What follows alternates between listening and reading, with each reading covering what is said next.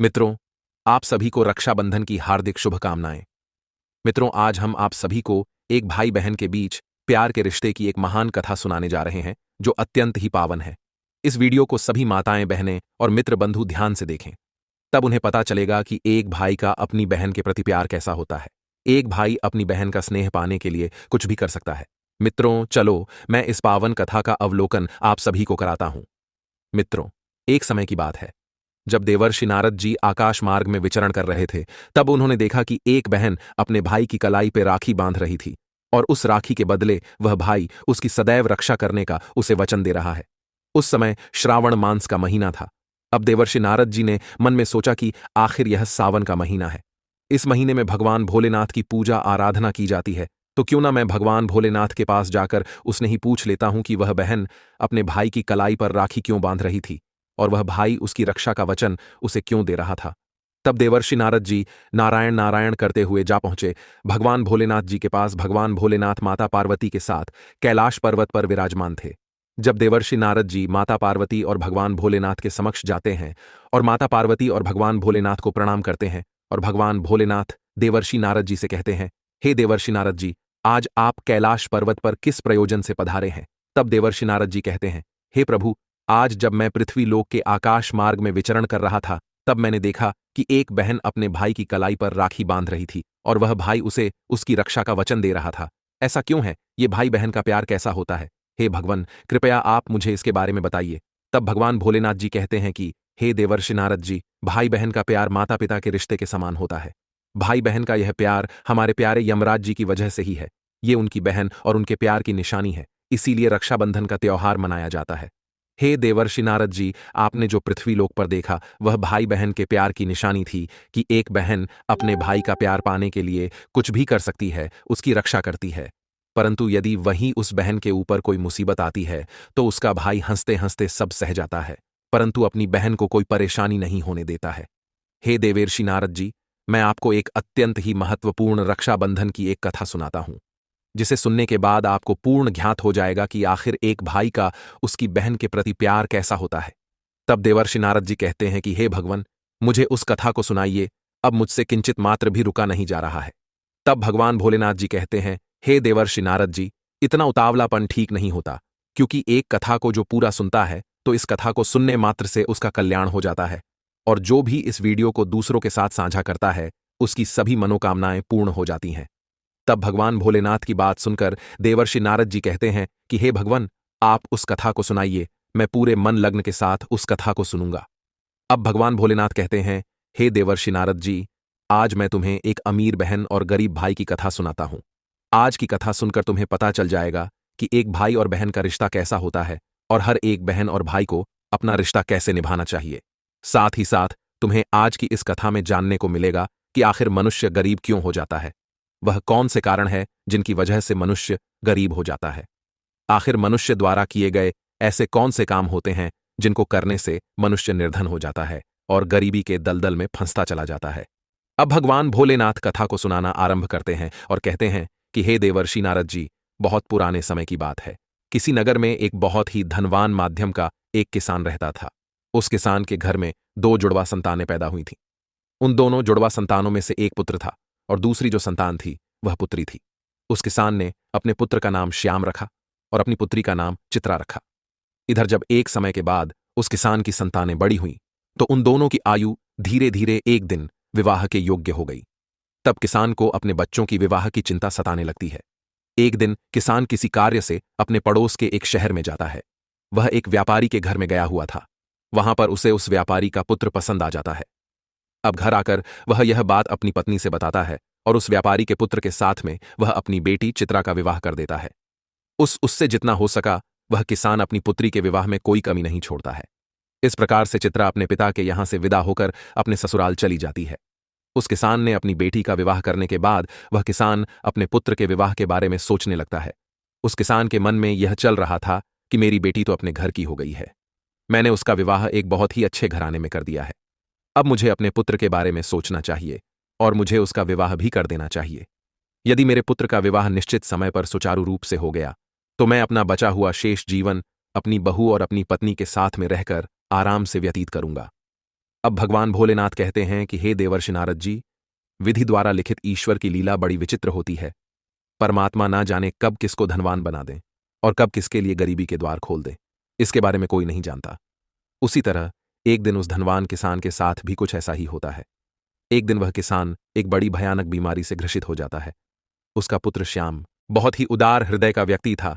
जब वह अपने पिता को ऐसी हालत में देखता है तो वह अपने पिता की ऐसी हालत को देखकर वह बहुत ही ज्यादा दुखी हो जाता है और उसके बाद में अपने पिता का अच्छे से अच्छे वैद्य से इलाज करवाता है और अपने पिता के लिए महंगी से महंगी दवाइयां लेकर आता है। परंतु उसके पिताजी की हालत में कोई सुधार नहीं हो रहा था। धीरे धीरे करके उस किसान की सारी धन संपत्ति पिता के इलाज में चली जाती है। इस प्रकार अपने पिता का इलाज कराते हुए वह किसान का पुत्र श्याम अब बहुत ही गरीब हो जाता है। इतना इलाज करने के बावजूद भी उसके पिता की हालत में किसी भी प्रकार का कोई सुधार नहीं हो रहा था। जब कोई भी दवाई उस किसान की बीमारी में काम नहीं करती है तो एक दिन वह किसान अपने बेटे श्याम को अपने पास बुलाता है और अपने बेटे श्याम से कहता है कि हे पुत्र, जब भी कोई काम मनुष्य के सामर्थ्य से बाहर हो जाए या फिर उस काम का कोई समाधान न मिले तो फिर ऐसे समय में उस काम को ईश्वर के भरोसे छोड़ देना चाहिए। इसलिए पुत्र, अब तुम मेरी चिंता छोड़ो और तुम अब अपने भविष्य के बारे में सोचो। मेरा क्या है, आज नहीं तो कल मुझे इस संसार को छोड़कर जाना ही है। हे पुत्र, मैंने अपनी जिंदगी को बहुत अच्छे से जिया है। मैं भगवान का धन्यवाद करता हूं कि मुझे तुम्हारे जैसा पुत्र मिला है। मेरी तो जिंदगी अब बहुत ही जल्द समाप्त होने वाली है, परंतु तुम्हारे सामने तो तुम्हारी पूरी जिंदगी पड़ी है। इसलिए हे पुत्र, अब तुम मेरी चिंता करना छोड़ो और अपना विवाह करके अपनी घर गृहस्थी बसा लो। मैं अपने जीते जी अपनी बहू को देखना चाहता हूं, तुम्हें खुश देखना चाहता हूं। हे पुत्र, तुम मेरी बस इतनी सी इच्छा पूर्ण कर दो। अपने पिता के मुख से इन शब्दों को सुनकर श्याम एकदम चुप हो जाता है, क्योंकि वह श्याम आखिर बेचारा कर भी क्या सकता था। उसके हाथ में कुछ नहीं था। साथ ही अब उसके घर में जो भी जमा पूंजी थी वह तो उसके पिता के इलाज में सारी की सारी पहले ही खर्च हो चुकी थी। अब श्याम अपने पिताजी से कहता है कि हे पिताजी, अगर आपको मेरी शादी हो जाने पर खुशी मिलती है तो जैसा आपको उचित लगे आप वैसा करिए। इसके बाद वह गरीब किसान अपने पुत्र श्याम की शादी एक गरीब घर की कन्या से करवा देता है। श्याम की पत्नी बहुत ही संस्कारी थी, वह अपना पराया सब कुछ समझती थी। अब श्याम की शादी के कुछ दिनों बाद ही उसके ऊपर एक गाज गिरी। बीमारी की वजह से उस किसान की मृत्यु हो गई। इधर पिता की मृत्यु के बाद श्याम अपने पिताजी का पूरी रीति रिवाज से अंतिम संस्कार करता है। श्याम के पास जो कुछ खेत खलिहान था वह सब कुछ पिता की बीमारी के इलाज में पहले ही जा चुका था और अब श्याम के पास जो कुछ भी जमा पूंजी बची हुई थी वह इस पूंजी से अपने पिता का अंतिम संस्कार और प्रीति भोज करने में समाप्त हो जाती है। इस प्रकार से श्याम अब और भी ज्यादा गरीब हो जाता है।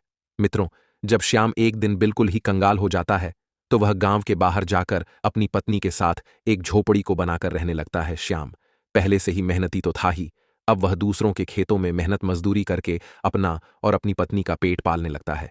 अब इधर बहन को जब पता चला कि उसके पिता की मृत्यु हो गई है तो वह भी दुखी हो जाती है। साथ ही उसे जब यह पता चलता है कि उसके भाई ने अपने पिता की सारी पूंजी को उनके इलाज में खर्च कर दिया है तो श्याम की बहन चित्रा, जिसका विवाह एक धनी व्यापारी के घर में हुआ था, उसे जब अपने भाई की स्थिति के बारे में पता चलता है तो वह धनवान बहन अपने गरीब भाई से घृणा करने लगती है। मित्रों, अब भगवान भोलेनाथ कहते हैं कि हे देवर्षि नारद जी, कलयुग का प्रत्येक मनुष्य धन का लोभी होता है। जैसे वह श्याम की बहन श्याम के पास धन न देखकर अपने ही सगे भाई से घृणा करने लगी। वह मन में सोचने लगी कि मेरा भाई अब तो बिल्कुल ही कंगाल हो चुका है, उसका घर जमीन सब बिक चुका है और अब उसके पास में एक फूटी कौड़ी भी नहीं बची है।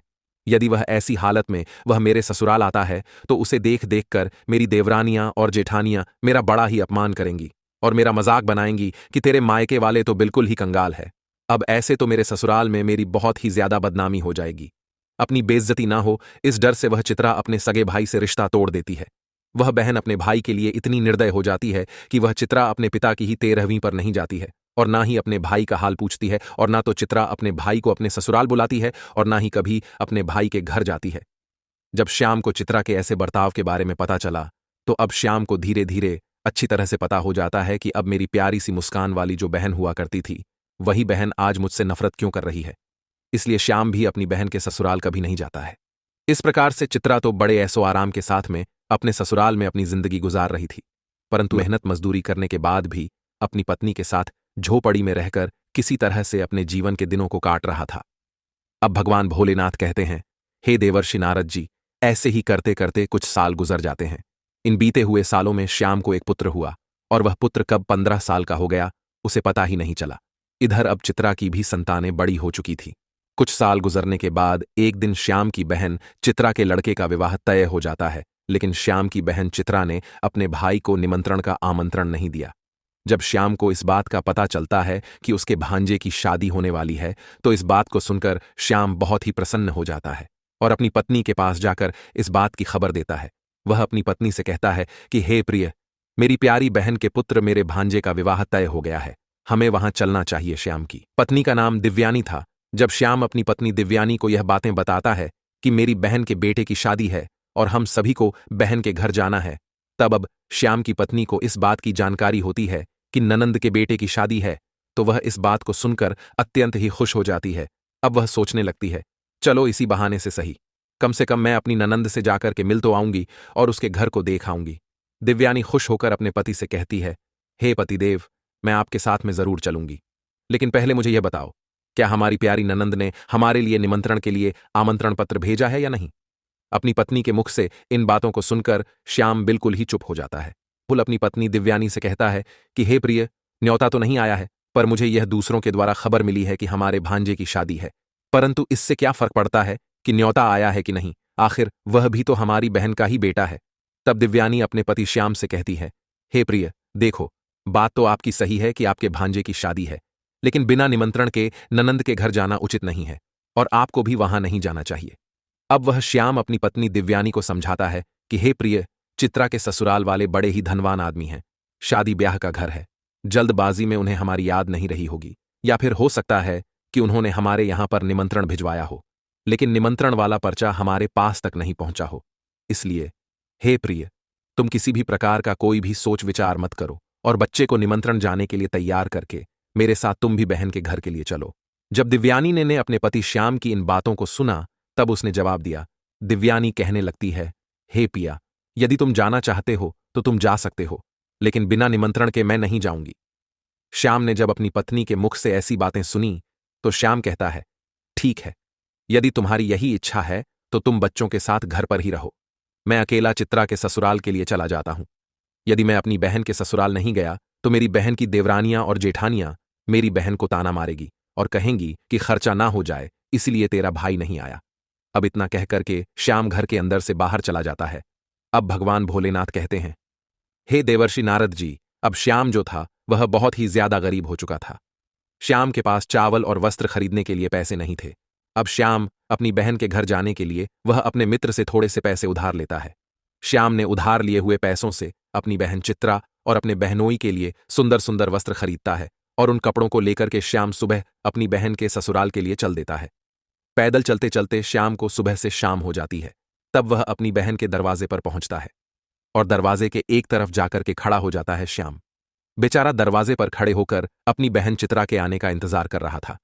तभी चित्रा की जेठानी की नजर श्याम पर पड़ जाती है और वह श्याम को पहचान लेती है। श्याम को देखने के बाद चित्रा की जेठानी जाकर चित्रा से बताती है कि बहन चित्रा, आज तेरा भाई तेरे घर आया है, जाकर देख, तेरा भाई तेरे दरवाजे पर खड़ा है। जब चित्रा ने अपनी जेठानी के मुख से ऐसी बातें सुनती है तो वह अपनी जेठानी से पूछने लगती है, दीदी, यदि तुमने मेरे भाई को द्वार पर खड़ा देखा है तो मुझे यह बताओ, मेरा भाई मेरे ससुराल में किस हालत में आया है और मेरे भाई ने आखिर कैसे कपड़े पहने हैं? अब चित्रा की जेठानी कहती है कि तुम्हारा भाई फटे पुराने वस्त्र पहनकर तुम्हारे द्वार पर खड़ा है, वह तुम्हारे आने का इंतजार कर रहा है। अपनी जेठानी की यह बात सुनकर चित्रा गुस्से से लाल हो जाती है और सभी की नजरों को बचाते हुए अपने भाई के पास पहुंच जाती है। वह बेचारा श्याम जब अपनी बहन चित्रा को अपने पास आता हुआ देखता है तो खुशी के मारे उसका चेहरा खिल उठता है। अपनी बहन को देखकर श्याम की आंखों में आंसू आ जाते हैं, क्योंकि वह आज सालों बाद उससे मिल रहा था। उसके बाद चित्रा अपने भाई को अपने साथ में लेकर सबकी नजरों से बचाते हुए अपने घर के सबसे अंदर वाले कमरे में ले जाती है और पूछने लगती है, अरे भाई, तुम्हारे पास आखिर किसने निमंत्रण पत्र भेजा था जो तुम यहां चले आए? तब श्याम कहता है, बहना, तुमने तो अपने भाई को बिल्कुल भुला ही दिया है, परंतु मुझे किसी से पता चला कि मेरे भांजे की शादी है, इसीलिए मैं तुम्हारे लिए और तुम्हारे बेटे के लिए नए कपड़े लेकर आया हूं। मैंने सोचा अगर मैं अपनी बहन के ससुराल नहीं जाऊंगा तो मेरी बहन की देवरानियां और जेठानियां उसे ताना मारेंगी, इस वजह से मैं तुम्हारे पास आया हूं। अपने भाई के मुख से इन बातों को सुनकर चित्रा कहने लगती है, भाई, तुम्हें इस तरीके से बेशर्मों की तरह मेरे घर नहीं आना चाहिए था।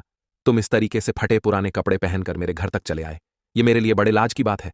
कम से कम अपनी नहीं तो मेरी इज्जत, मेरे मान सम्मान का ख्याल तो किया होता। आखिर तुम्हारी तो कोई इज्जत नहीं, कम से कम तुमने हमारी इज्जत के बारे में तो सोचा होता। मेरा विवाह एक ऊंचे कुल में हुआ है, इस वजह से तुम्हें ऐसे बनकर नहीं आना चाहिए था। जब श्याम अपनी बहन चित्रा के मुंह से ऐसे कटु शब्द सुनता है, तब उस मजबूर भाई का कलेजा छलनी हो जाता है। अब भगवान भोलेनाथ कहते हैं, हे देवर्षि नारद जी। तब श्याम अपनी बहन के पैरों में गिरकर माफी मांगने लगता है। श्याम कहता है, हे बहन, मुझे क्षमा कर दो। मुझे नहीं पता था कि मेरी वजह से यहां तुम्हारी बदनामी होगी। मैं तो हमेशा से यही चाहता हूं कि तुम्हारी बदनामी ना हो, तुम्हारी देवरानी जेठानी तुम्हें ताना ना मारे। इसीलिए तो मैं तुम्हारे लिए नए वस्त्र लेकर आया हूं। यदि मुझे यह बातें पहले ही पता होती कि तुम मेरी वजह से इतनी आहत हो जाओगी कि तुम्हें मेरे आने से इतना बुरा लगेगा, तो मैं तुम्हारे दरवाजे पर कभी नहीं आता। मैं तो यह सोचकर आया था कि मेरे भांजे की शादी है। यदि मैं नहीं पहुंचा तो मेरी बहन की देवरानी जेठानी मेरी बहन को ताने मारेगी। जब श्याम ने इतनी सारी बातें बोली तो चित्रा को श्याम की इन बातों को सुनकर गुस्सा थोड़ा सा शांत हो जाता है। तब वह श्याम से कहती है, चलो, जब तुम आ ही गए हो तो मेरी एक बात तुम कान खोलकर सुन लो। जब तक मेरे बेटे की शादी नहीं हो जाती, तब तक इस जगह पर बंद रहना और भूलकर भी इस कमरे से बाहर निकलने की गलती मत करना, वरना तुम्हें देखकर लोग कहेंगे, चित्रा का भाई तो भिखारी है। और मैं यह नहीं चाहती हूं कि मेरी गरीबों में गिनती हो। और जब सभी मेहमानों के लिए भोजन बन जाएगा तो मैं तुम्हें भोजन की थाली इस कमरे में पहुंचा दूंगी। तुम भोजन खाकर के चुपचाप पिछले दरवाजे से अपने घर को चले जाना। श्याम कहता है, ठीक है बहना, मैं आज रात को ही तुम्हारे घर से अपने गांव के लिए चला जाऊंगा। मगर मेरी तुमसे एक विनती है, मैं तुम्हारे लिए और जीजा जी के लिए जो कपड़े मैं लाया हूं, तुम उन कपड़ों को रख लो। उन्हें मैं तुम्हारे लिए बड़े प्यार से लाया हूं। चित्रा ने अपने भाई से कपड़ों को ले लिया और चुपचाप कमरे के बाहर चली आई। और जाते समय बाहर से उस कमरे की कुंडी लगा जाती है कि श्याम बाहर ना आ सके। श्याम उस कमरे में बैठकर अपनी बहन के वापस आने का इंतजार करने लगता है। अब भोलेनाथ जी कहते हैं, हे देवर्षि नारद जी। इधर श्याम उस कमरे में बैठा हुआ अपनी बहन के लौटने का इंतजार कर रहा था कि मेरी बहन मुझे भोजन खिलाने के लिए लौटकर वापस आती ही होगी। आज तो मुझे स्वादिष्ट भोजन खाने को मिलेगा। परंतु श्याम को क्या पता था कि वह निर्मोही बहन अपने भाई को उस कमरे में बंद करके अपने घरेलू काम धंधे में लग चुकी है और भाई के लिए भोजन देना भूल चुकी है। श्याम की बहन चित्रा शादी के काम धंधे में इतनी ज्यादा खो जाती है कि अब उसे याद ही नहीं रहता कि उसका भाई उसी के यहां एक कमरे में बंद है और वह मेरे लौटने का इंतजार कर रहा है। चित्रा सारा काम करती गई और शादी पूर्ण रूप से संपन्न हो गई। अब चित्रा एक बड़े घराने की बहू थी, तो उसका घर भी बहुत बड़ा था। चित्रा ने अपने भाई को सबसे पीछे वाले रूम में बंद किया था। एक बात और भी थी कि उधर कोई आता जाता भी नहीं था। अब जैसे जैसे समय बीतने लगता है, भूख प्यास की वजह से श्याम अब छटपटाने लगता है और उसकी हालत भी खराब होने लगती है। तब श्याम अपनी बहन को आवाज लगाता है, लेकिन उसकी आवाज को कोई भी नहीं सुनता है। अब चित्रा शादी के बाद होने वाली रस्मों में व्यस्त थी। इस तरह से श्याम को उस कमरे में पड़े पड़े 2 दिन बीत जाते हैं। अब भगवान भोलेनाथ कहते हैं कि हे देवर्षि नारद जी। इधर श्याम को अपनी पत्नी और बच्चों की याद आती है। श्याम सोचता है, यदि यहां कोई नहीं आया तो मैं भूखा प्यासा इसी कमरे में मर जाऊंगा। यदि मैं मर गया तो मेरे पत्नी सहित बच्चों का क्या होगा? मेरे ना होने पर कैसे मेरी पत्नी बच्चों का पालन पोषण करेगी? यही सब कुछ सोचते सोचते और कमजोरी की वजह से बेहोश होने लगता है। तभी किसी काम की वजह से चित्रा की जेठानी कमरे के पास से गुजरती है। जब श्याम के कानों में किसी के आने की आवाज सुनाई देती है तो श्याम अपनी पूरी ताकत से उस कमरे का दरवाजा पीटने लगता है। जब चित्रा की जेठानी के कानों में उस दरवाजे को पीटने की आवाज जाती है तो वह दरवाजे को खोलकर देखती है, तो अंदर श्याम को देखकर वह चौंक जाती है और श्याम से पूछने लगती है, हे भाई, तुम्हें इस कमरे में किसने बंद किया है? श्याम इस बात का कोई जवाब नहीं देता है, क्योंकि वह अपनी बहन को उसकी ही जेठानी की नजरों में गिराना नहीं चाहता था। परंतु जब चित्रा की जेठानी ने दोबारा पूछा, झूठ मूठ की बातें बनाते हुए कह देता है कि बहन, मैं इस कमरे में आराम कर रहा था, तभी किसी ने गलती से बाहर से दरवाजे की कुंडी लगा दी और मैं इस कमरे में बंद हो गया। बहन, यदि तुम आज नहीं आती तो मेरे प्राण आज चले जाते। और इतना कहने के बाद श्याम घर के पिछले दरवाजे से चुपचाप बाहर निकलकर चला जाता है। श्याम को अब उसे कमरे में बंद हुए 3 दिन हो चुके थे। तीसरे दिन उसकी बहन की जेठानी उसे कमरे से आजाद कर देती है। अब वह श्याम बेचारा 3 दिन का भूखा प्यासा वह चुपचाप अपने घर की तरफ चल देता है। अंत में वह चलते चलते काफी दूर निकल जाता है, तो भूख प्यास के मारे उससे ठीक से रास्ते पर चला भी नहीं जा रहा था। उसे एक कदम चलते ही चक्कर आने लगता था। जब श्याम चलते चलते खूब थक जाता है और फिर श्याम का सर चकराता है और वह जमीन पर गिरने वाला ही होता है कि तभी वहां पर कहीं से एक बूढ़ी औरत आ जाती है और वह बूढ़ी औरत श्याम को जमीन में गिरने से पहले ही श्याम को पकड़ लेती है। अब जब श्याम को कुछ घंटों बाद होश आता है तो वह खुद को उस औरत की गोद में पाता है। अब वह तुरंत ही उठकर खड़ा हो जाता है और खड़े होने के बाद में उस बूढ़ी औरत से कहता है, हे माँ, तुम कौन हो? जिस बूढ़ी माँ की गोद में वह बेचारा श्याम लेटा हुआ था, वह बूढ़ी माँ साक्षात देवी माँ थी, क्योंकि श्याम की पत्नी दिव्यानी रोज उस देवी माँ की पूजा किया करती थी और पूर्ण श्रद्धा भाव से देवी माँ की भक्ति किया करती थी। इसीलिए जब श्याम चक्कर खाकर गिरने वाला हुआ था तो उसी समय पर देवी माँ प्रकट होकर श्याम को संभाल लेती है और श्याम का सिर अपनी गोद में रखकर उसे अपनी गोद में सुला लेती है। अब भगवान भोलेनाथ कहते हैं कि हे देवर्षि नारद जी, वह बूढ़ी माँ श्याम के प्रश्न का जवाब देते हुए कहती है कि मैं एक दुखिया हूं और इस जंगल को अपना घर समझकर जंगल के बीचों बीच वास करती हूं। तब श्याम उस बुढ़िया को प्रणाम करके अपने घर के लिए वहां से चलने को तैयार होता है। तभी उस समय पर बूढ़ी औरत कहती है, बेटा तुम कहां से आ रहे थे और इधर कहां को जा रहे हो? तब श्याम अपने बहन द्वारा किए गए बर्ताव को बताता है और कहता है, हे माँ, मेरे भांजे की शादी थी, इसी वजह से मैं अपनी बहन के घर गया हुआ था और इधर मेरा गांव है, मैं इधर अपने गांव के लिए जा रहा हूं। तब बूढ़ी औरत श्याम से कहती है, बेटा यदि तुम बुरा ना मानो तो मैं तुमसे एक बात पूछना चाहती हूं। तब श्याम कहता है, पूछो माँ, तुम मुझसे क्या पूछना चाहती हो? बूढ़ी औरत कहती है कि बेटा, यदि तुम अपनी बहन के घर से आ रहे हो, जैसा तुमने मुझे बताया कि तुम्हारी बहन के यहां पर शादी थी तुम्हारे भांजे की, तो फिर तुम खाली हाथ कैसे अपने घर जा रहे हो? क्या तुम्हारी बहन ने तुम्हारे बच्चों और पत्नी के लिए कुछ नहीं भेजा है क्या? तब उस बूढ़ी औरत के मुख से ऐसी बातों को सुनकर के श्याम की आंखों में आंसू आ जाते हैं। श्याम उस बूढ़ी औरत को सारी बात बता देता है कि कैसे उसकी बहन उसे कमरे में बंद कर देती है और उसके साथ एक दुश्मन जैसा व्यवहार करती है। परंतु श्याम अपनी बहन की बुराई उस बूढ़ी औरत से भी नहीं करना चाहता था, लेकिन उस बूढ़ी औरत ने ऐसे स्वर में पूछा कि श्याम को उसे सारी बात बतानी पड़ी।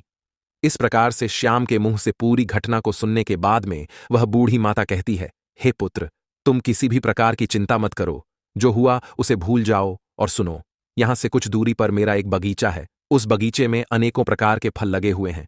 तुम उस बगीचे में चलकर पहले कुछ फल खाकर अपना पेट भर लो, क्योंकि तुमने 3 दिनों से कुछ नहीं खाया है। जब तुम्हारा पेट भर जाए तो कुछ फल तुम अपनी पत्नी और बच्चों के लिए भी तोड़कर रख लेना। जब तुम्हारी पत्नी और बच्चे तुमसे मिलेंगे तो पूछेंगे कि तुम अपनी बहन के ससुराल से क्या लेकर के आए हो, तब तुम कह देना, मेरी बहन ने तुम्हारे लिए फल भेजे हैं। ऐसा करने से तुम अपनी पत्नी और बच्चों के सामने शर्मिंदा होने से बच जाओगे और इससे तुम्हारी मान प्रतिष्ठा भी बची रहेगी। श्याम इस प्रकार से जब बूढ़ी औरत की इन बातों को सुनता है तो वह उनकी बात मान लेता है और वह उस बूढ़ी औरत के बगीचे में पहुंच जाता है। बगीचे में पहुंचकर श्याम देखता है कि उस बगीचे में नाना प्रकार के फल लगे हुए हैं। तब श्याम उन वृक्षों से फल तोड़कर खाने लगता है और जब उसका पेट भर जाता है तो कुछ फलों को तोड़ करके वह अपने थैले में रख लेता है। यह सब करने के बाद में श्याम उस बूढ़ी औरत से आज्ञा लेकर अपने घर के लिए चलने को तैयार होता है। तो वह बूढ़ी औरत श्याम से कहती है, हे पुत्र, जाते समय तुम मेरी इन 8 बातों को ध्यान से सुनते जाओ, ये तुम्हारे जीवन में बहुत ज्यादा काम आएंगी। अब भगवान भोलेनाथ आगे कहते हैं कि हे देवर्षि नारद जी, अगर किसी भी मनुष्य को ध्यान से परखना है तो उस मनुष्य को यह 8 बातें अवश्य ध्यान में रखनी चाहिए। अब भगवान भोलेनाथ कथा को आगे बढ़ाते हुए कहते हैं कि इस प्रकार से वह बूढ़ी औरत जो साक्षात देवी का अवतार थी, वह श्याम को 8 बातें बताती है। उन 8 बातों को सुनकर कि श्याम अपने घर के लिए चल देता है, जब श्याम फलों से भरे हुए उस थैले को लेकर अपने घर पर पहुंचता है, तब श्याम का बड़ा बेटा और कुछ आसपास के छोटे छोटे बच्चे श्याम की पत्नी के पास आ जाते हैं और पूछने लगते हैं, आप बुआ के घर से आ रहे हो, आखिर बुआ ने हमारे लिए क्या भेजा है? श्याम ने जब बच्चों के मुंह से यह सुना, तब श्याम ने अपने हाथों का थैला अपनी पत्नी को थमा दिया और थैला देने के बाद श्याम घर से बाहर निकलकर अपने खेतों को चला गया, क्योंकि वह अपनी बहन के बर्ताव से परेशान था। वह अपने मन में सोच रहा था कि मेरी बहन इतनी निर्दय कैसे हो सकती है। शादी से पहले तो वह मुझसे बहुत प्यार किया करती थी, रक्षाबंधन पर वह मेरे लिए क्या कुछ नहीं करती थी, थाली सजाती थी, मेरी आरती उतारती थी, मेरे हाथ पर राखी बांधती थी, मुझसे प्यार करती थी, और आज वही बहन मुझे देखने तक के लिए नहीं तैयार है, और उसका कारण बस यही है कि मैं गरीब हो गया हूं। इसी तरह के ख्याल श्याम के मन में चल रहे थे। श्याम बहुत ही परेशान था। जब श्याम अपने खेतों पर चला जाता है, तब श्याम की पत्नी जब उस थैले को खोलकर देखती है तो थैले के अंदर का नजारा देखकर श्याम की पत्नी एकदम से हैरान रह जाती है, क्योंकि उस थैले में कोई फल नहीं थे। दिव्यानी थैले में देखती है कि वह थैला पूरा सोने चांदी के रूप में बने फलों से भरा हुआ है। श्याम जो फल लाया था उसमें से कुछ अनार भी थे। जब दिव्यानी ने अनार को फोड़ा तो अनार के फलों से हीरे निकलते हैं। ये सब देख करके दिव्यानी बहुत खुश हो जाती है। उसे कुछ समझ नहीं आ रहा था कि यह कैसे हो रहा है। वह भागी भागी अपने पति के पास पहुंचती है और अपने पति के पास खेतों में पहुंचकर अपने पति से कहती है कि हे प्रिय, तुम तो शादी में गए थे, तुम लेकर क्या आए हो? तुम्हारी बहन ने तुम्हें क्या दिया है? अपनी पत्नी की इन बातों को सुनकर श्याम सोचने लगता है कि शायद जो उस बूढ़ी औरत ने जो मुझे फल दिए थे, वह फल मेरी पत्नी को पसंद नहीं आए होंगे, इसीलिए मेरी पत्नी मुझसे ऐसी बात पूछ रही है। मुझे तो अपने बच्चों के लिए लड्डू पेड़ा लेकर आना चाहिए था, या फिर उनके लिए कुछ वस्त्र लाने चाहिए थे। तब श्याम अपनी पत्नी से कहता है, हे प्रिय, मेरी बहन ने जो कुछ मुझे दिया है वह मैंने लाकर तुम्हें दे दिया। अब जो कुछ भी थैले में है उसे ही बच्चों में बांट कर दे दो। श्यामू की बात सुनने के बाद उसकी पत्नी कहती है, हे प्रिय, पहले तुम घर के अंदर चलो और घर पर चलकर देखो तो कि तुम्हारी बहन ने तुम्हारे लिए क्या भेजा है। यह कहकर दिव्यानी अपने पति के हाथ को पकड़कर अपने घर के भीतर ले जाती है और अपने पति से कहती है, इसे जरा देखिए तो सही, आखिर हमारी ननंद ने हमारे लिए क्या भेजा है। और इतना कहकर दिव्यानी राहुल के सामने थैले को पलट देती है। थैला पलटते ही अंदर से हीरे मोती सोना चांदी निकलते हैं। दिव्यानी कहती है कि आखिर हमारी ननंद ने तो हमारा भाग्य ही बदल दिया है। उन्होंने फलों में छुपा करके हमें हीरे मोती भेजे हैं। जब यह नजारा श्याम देखता है तो उसे समझ आ जाता है कि मुझे जो रास्ते में जो बूढ़ी औरत मिली थी वह कोई साधारण औरत नहीं थी। वह बूढ़ी औरत कोई देवी मां थी। उन्हीं की वजह से यह हुआ है। मेरी बहन ने तो मुझे कुछ नहीं दिया था। वह इस बारे में अपनी पत्नी से कुछ भी नहीं बताता है। श्याम मन ही मन उस बूढ़ी औरत का धन्यवाद करता है। अब इस प्रकार से श्याम को बहुत सारा धन मिल जाता है। श्याम पहले से भी ज्यादा अब धनवान बन जाता है। कुछ समय बाद श्याम अपनी पत्नी और बच्चों के लिए एक अच्छा सा आलीशान महल बनवाता है और बड़ी शान और शौकत के साथ राजा महाराजाओं की तरह उस महल में रहने लगता है। पहले जो लोग श्याम से बातें भी नहीं करते थे, वे सभी लोग भी श्याम को ऐसा देख करके उसका मान सम्मान करने लगते हैं। धीरे धीरे करके इधर जब श्याम का महल तैयार हो जाता है, जब उसकी राजा महाराजाओं जैसी शान शौकत हो जाती है, तो एक दिन श्याम की पत्नी दिव्यानी अपने पति से कहती है कि हे प्रिय, बहुत ही जल्द सावन का महीना आने वाला है और सावन के महीने में सभी स्त्रियां अपने पिता के घर जाती हैं, इसलिए तुम भी अपनी बहन के ससुराल जाओ और मेरी ननंद को मेरे घर बुलाकर लाओ। इसी बहाने से वह अपने नैहर को घूम जाएंगी। इसी बहाने से मैं भी अपने ननंद से मिल लूंगी। दिव्यानी ऐसी बात इसलिए बोल रही थी क्योंकि उसे ये लगता था कि उसके ये जो दिन बदले हैं उसके पीछे उसकी ननंद का हाथ है। अब जब दिव्यानी ने श्याम से उसकी बहन को घर लाने की बात बोली, तब ऐसी बात सुनकर श्याम अपनी पत्नी के कहने पर एक बार फिर से अपनी बहन के ससुराल चल देता है और कुछ समय के बाद ही अपनी बहन के ससुराल पहुंच जाता है। अब श्याम एक बार फिर से अपनी बहन के उसी दरवाजे पर जाकर खड़ा हो जाता है जिस दरवाजे पर वह कुछ दिन पहले आकर के खड़ा हुआ था। लेकिन अब उसकी पोशाक बदली हुई थी। जहां पहले फटे पुराने कपड़े हुआ करते थे, वहां अब राजा महाराजाओं वाले कपड़े थे। वहीं उसी समय पर चित्रा की जेठानी घर से बाहर निकलती है और बाहर का नजारा देखती है तो वह हैरान हो जाती है कि कल जो फटे पुराने कपड़े पहन के आया था, आज वो राजा महाराजाओं के कपड़े पहन करके आया है। अब वह तुरंत ही दौड़ी दौड़ी चित्रा के पास में चली जाती है और चित्रा से कहती है कि हे चित्रा बहन, आज भी तेरा भाई आया है। अपनी जेठानी के मुख से इस बात को सुनकर चित्रा कहने लगती है, हे बहन, कोई भी भिखारी मेरा भाई नहीं हो सकता। मेरा कोई भाई वाई नहीं है। दरअसल चित्रा ऐसा इसीलिए कह रही थी क्योंकि चित्रा इस बार भी अपने भाई को वहीं भिखारी ही समझ रही थी। लेकिन जब उसकी जेठानी बताती है कि चित्रा, तुम्हारा भाई आज भिखारियों की तरह नहीं, राजा महाराजाओं की तरह आया है। तुम्हारे भाई को देखकर ऐसा लग रहा है मानो जैसे वह किसी देश का राजा महाराजा हो। तुम्हारे भाई के आगे पीछे सैनिक हैं। तुम्हारे दरवाजे पर एक बड़ी सुंदर सजी हुई रथ गाड़ी खड़ी है। बहन, एक बार जाकर देखो तो।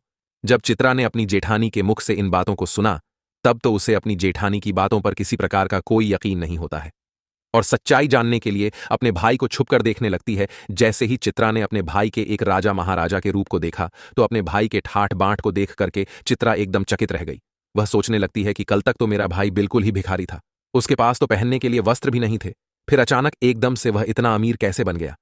अब तो श्याम की बहन चित्रा आरती का थाल सजाकर अपने भाई की आरती उतारने लगती है।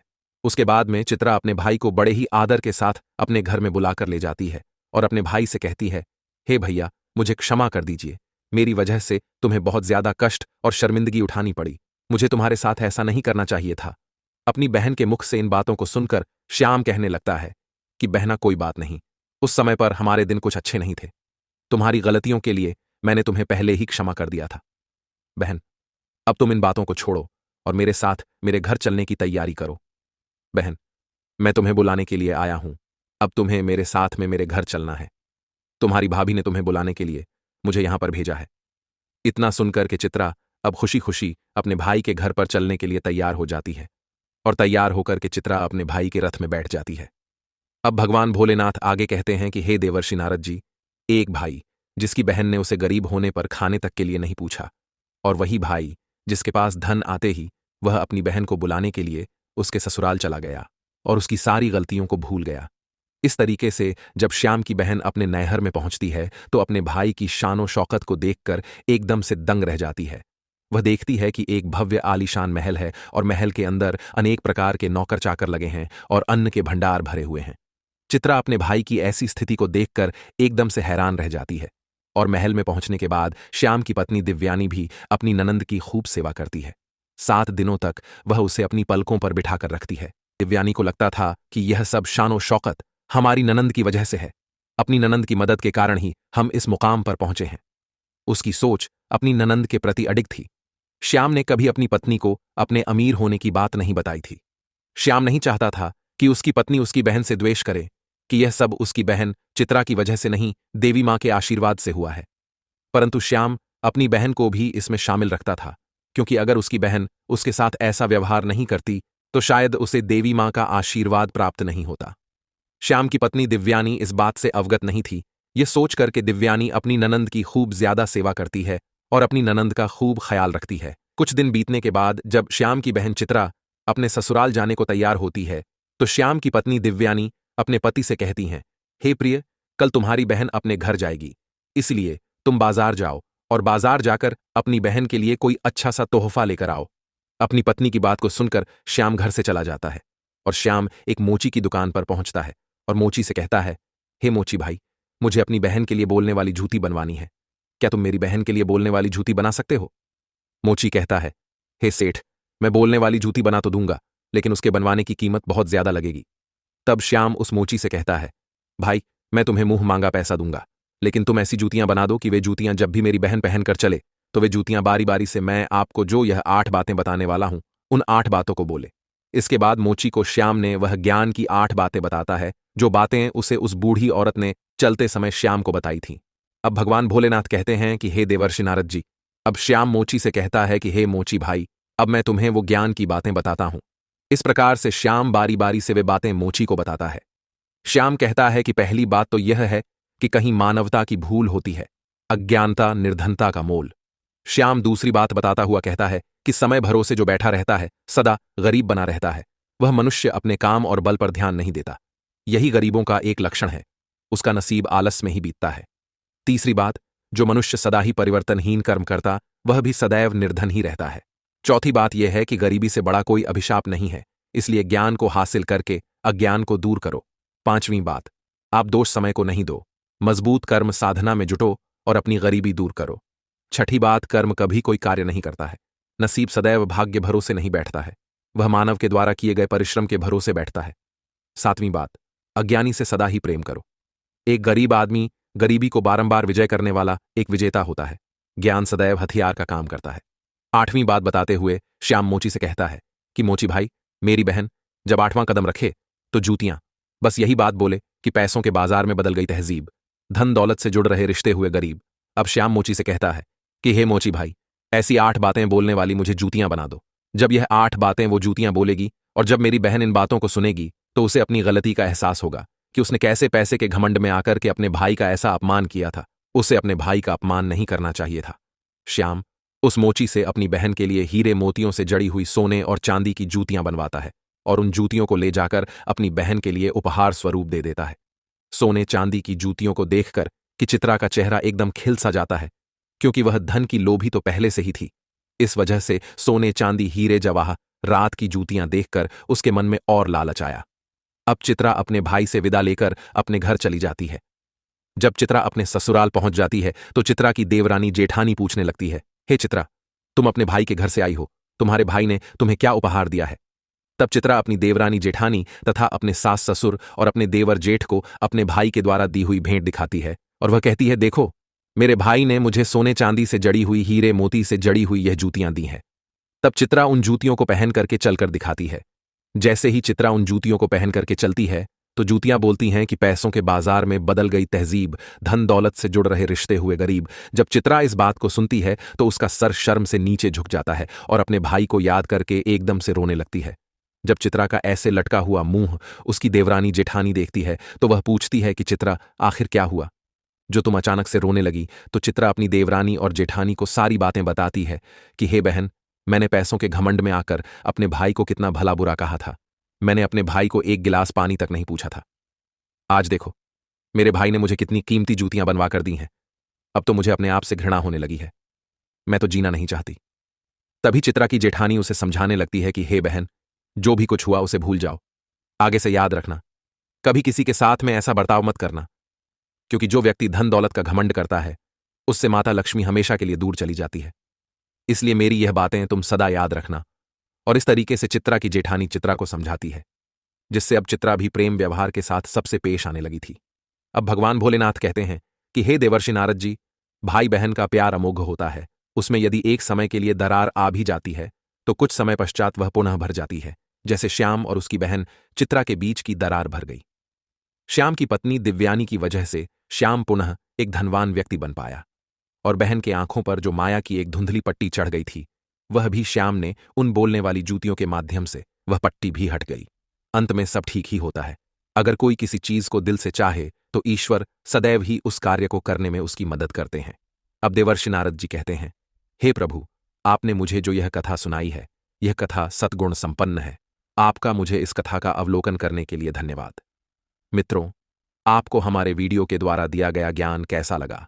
कृपया हमें कमेंट करके अवश्य बताइएगा। साथ ही आप सभी से विनम्र निवेदन है कि हमारे चैनल को भी सब्सक्राइब अवश्य कर लेना और जितना हो सके इस वीडियो को शेयर करें ताकि सभी को इसके बारे में पता चल सके। मित्रों, वीडियो को यहां तक देखने के लिए आप सभी का दिल से धन्यवाद।